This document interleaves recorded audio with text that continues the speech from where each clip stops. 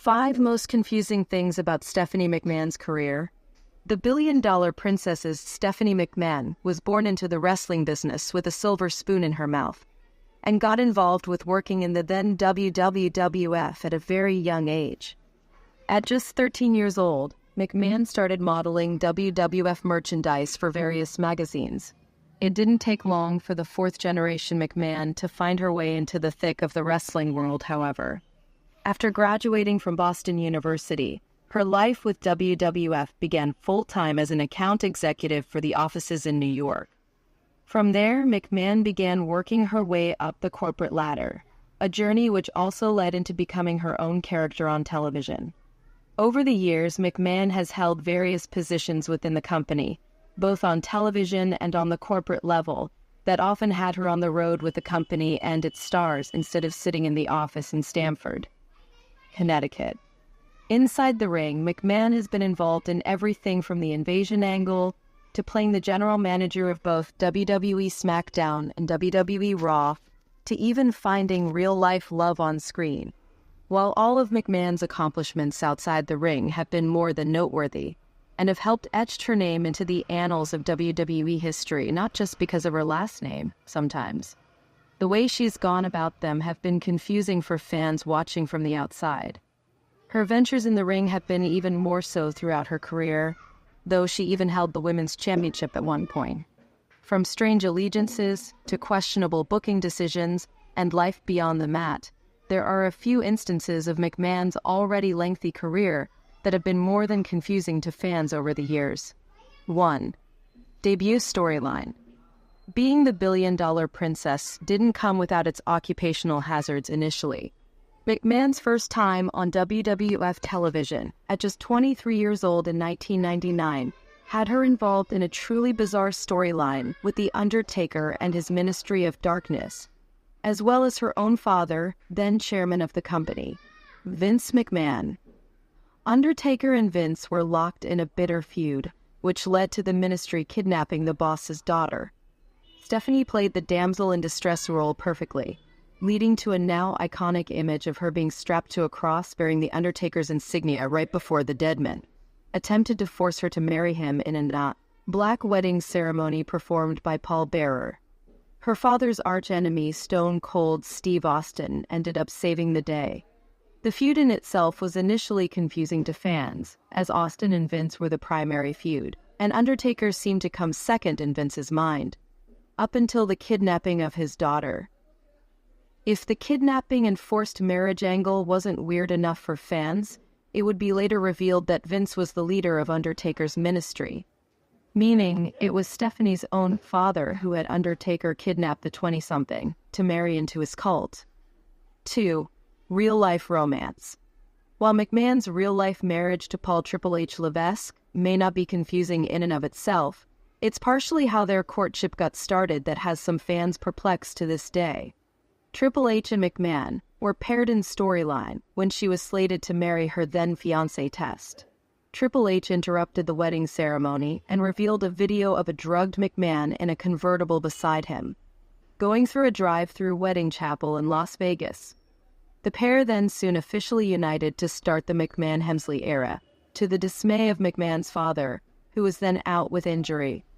The confusing aspect around the start of their storyline was the fact the pair began dating in real life sometime in 2000s, seemingly around the same time Triple H was still seeing fellow D-Generation X member Chyna. Depending on who you ask, their relationship ultimately led to Chyna leaving the company in 2001.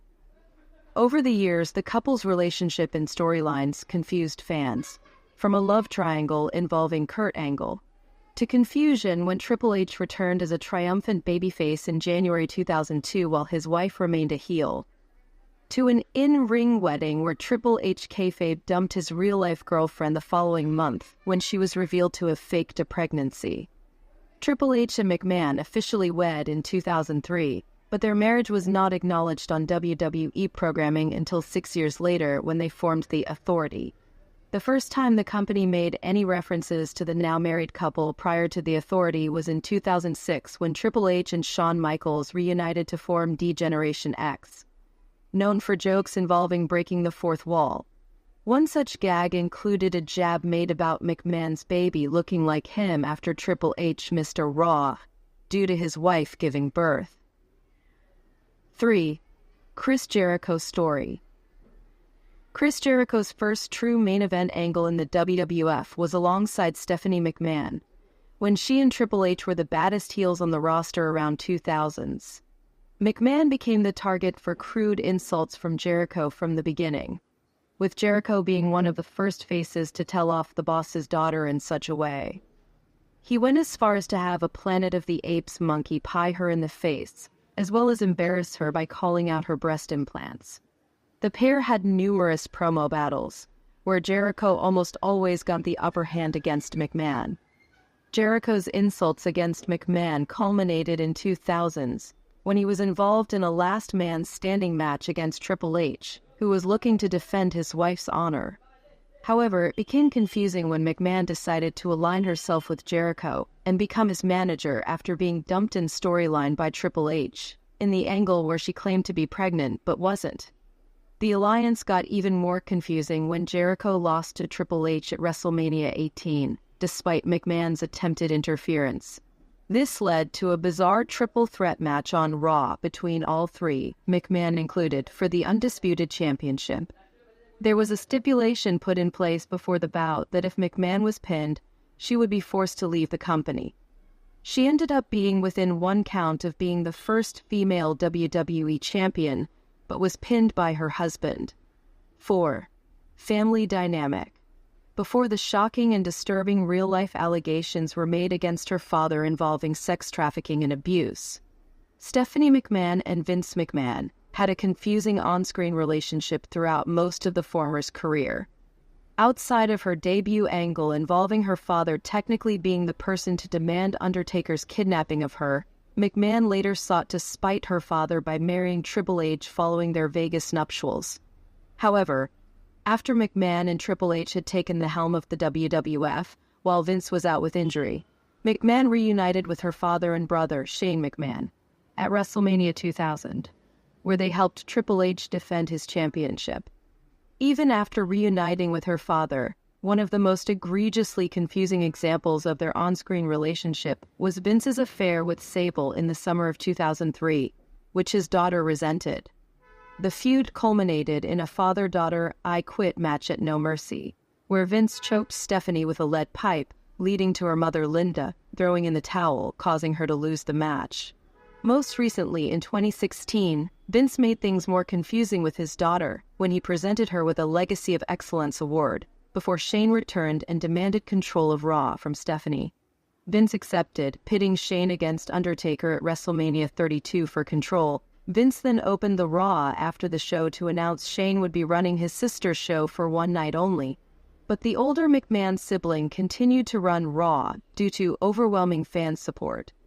At the end of the angle, it ended up being both siblings running the show. Stephanie and Vince's on-screen relationship has been strange, confusing, and murky at best.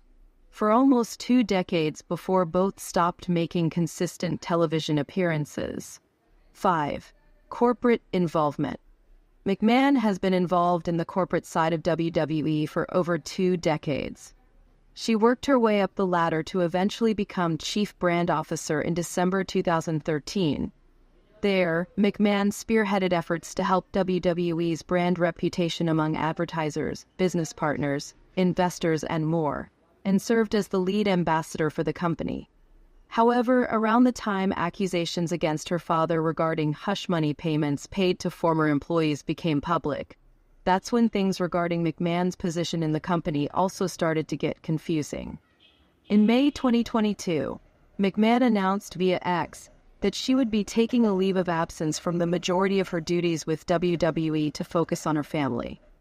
Less than a month into this leave, however, Vince stepped away from his role as chairman and CEO of WWE due to the hush money allegations. McMahon was named interim chairwoman and co-CEO alongside Nick Khan of WWE following her father's retirement. At the time, McMahon said she would hold the role until the investigation into her father concluded. To further muddy the waters, in January 2023, Vince came out of retirement and reinstated himself to the WWE Board of Directors prior to WWE's merger with UFC to form TKO Group Holdings. Less than a week after the announcement that her father was returning, McMahon resigned her post as CEO. She once again announced the move via her X account, saying it was a privilege to serve.